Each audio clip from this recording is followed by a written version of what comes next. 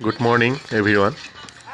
আচলতে পুহ মাহতে জাৰত কপি নিহালিখন লওঁ বুলি আমি আগতে শুনিছিলোঁ, কিন্তু এতিয়া সম্পূৰ্ণ ওলোটা হৈ গ'ল।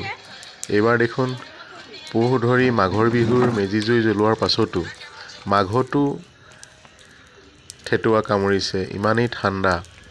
গতিকেলৈ ঘৰত জুইকুৰা নজ্বলাই নোৱাৰিলোঁ। এয়া দেখিছেনে, আমি বাহিৰতেই জুই জ্বলাই বহি আছোঁ মোৰ ছোৱালীৰ লগত, আৰু একাপ জুই সেক লৈ জুই গৰমত একাপ গৰম চাহ খাই সঁচাকৈয়ে ভাল লাগে। আপোনালোকৰো ভাল লাগে নিশ্চয়। দেখিছেনে, মোৰ বেটী আৰু মই ধুনীয়াকৈ চাহ খাই আছোঁ।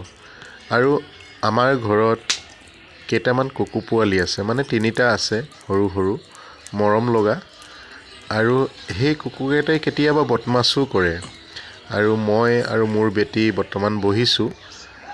মাকে মানে কি কৰিছে, কুকুৰ পোৱালিকেইটা বিচাৰি আছে। কাৰণ হৈছে, জানেই নহয় কুকুৰ পোৱালি থাকিলে ঘৰখনত কিমান উৎপাত কৰে।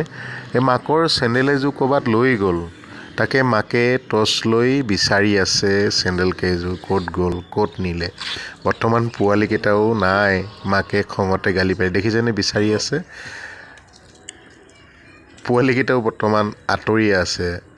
সিহঁতেও গম পাইছে যে আমি বেয়া কাম কৰিলোঁ আৰু আমাক বিচাৰি আছে, আমাক গালি দিছে।